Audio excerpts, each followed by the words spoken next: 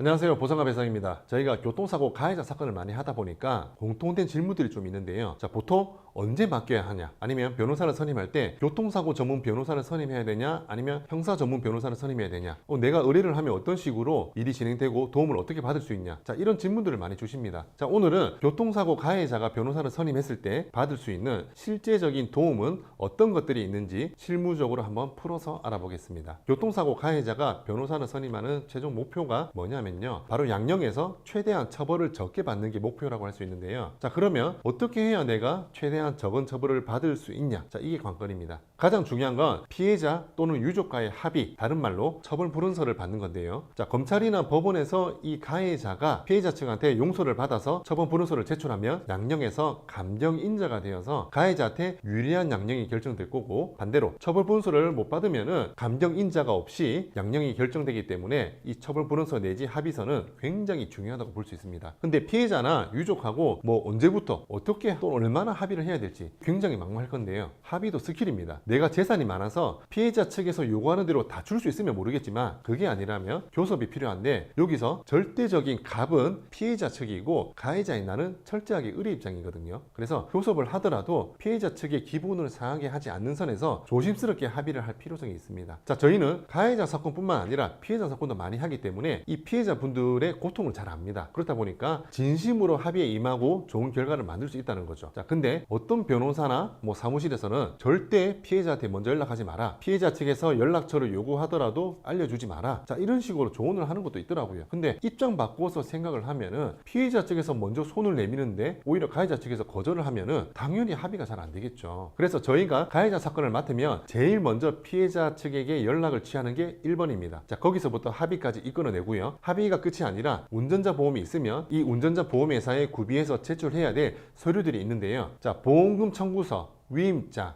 합의서, 수사기관에 제출된 형사합의서 사본, 개인정보 활용 동의서, 피해자 진단서, 사망진단서, 교통사고 사실 확인서, 가족관계 증명서, 신분증, 통장 사본 등등 이 구비해야 될 서류가 굉장히 많습니다. 자, 이런 서류도 저희가 안내를 드리고 다 갖춰가지고 보험회사에 접수를 하고요. 그리고 12대 중대교통법규 위반 사고 같은 경우에는 운전자 보험에서 어떻게 이 합의금을 지급하냐면요, 진단 주수에 따라서 지급을 합니다. 근데 피해자가 많이 다쳤는데도 불구하고 진단 주수가 적게 나오는 경우가 있거든요. 자, 이런 경우에 피해자 측에서 기대하는 금액은 큰데 운전자 보험에서 지원되는 금액은 진단 주수로 자르다 보니까 금액이 적게 나오면 합의가 잘 안 되겠죠. 자, 이런 경우에도 저희만의 노하우로 최대한 진단 주수를 늘리고 이 운전자 보험에서 지원되는 한도를 높여가지고 합의를 진행을 합니다. 자, 그렇게 합의를 하고 나서 사건이 정시 재판으로 소송 제기가 되면요, 법원에서 공소장이라는 게 날라오거든요. 자, 이 공소장의 내용을 보면은 이러이러해서 공소 사실이 있고, 그 다음에 가해자 또는 피고인으로서 항변할 내용이 있으면은 이렇게 다 진술을 적어가지고 일주일 이내에 법원에 제출해 달라, 이렇게 날라옵니다. 자, 이런 경우에도 굳이 본인이 다 작성할 필요가 없습니다. 이것도 담당 변호사가 변호인 의견서로 대체를 해서 다 제출을 합니다. 자, 그리고 재판이 열리면 변호사가 참석해서 운전자인 이 가해자를 대신해서 변론을 하고 최종적으로 선고까지 진행이 됩니다. 제가 말로서 간단하게 설명을 드렸지만 각 단계마다 실무적인 경험이 굉장히 중요한 과정들이 있거든요. 자, 저희 보상과 배상에서는 가해자 사건과 피해자 사건을 모두 진행하기 때문에 서로 어떤 부분이 불만인지 또는 어떤 부분을 원하는지, 자, 이런 것들을 저희가 잘 알고 있기 때문에 실무적인 부분도 프로답게 처리가 가능합니다. 자, 오늘은 교통사고 가해자가 교통사고 전문 변호사를 선임했을 때 받을 수 있는 이 도움에 대해서 제가 설명을 드렸고요. 관련해서 궁금한 사항이 있으시면은 언제든지 저희 보상과 배상으로 문의를 주시면 친절하게 상담을 드리겠습니다. 자, 오늘 준비한 영상 여기까지고 저는 다음에 또 다른 주제로 찾아뵙겠습니다. 감사합니다.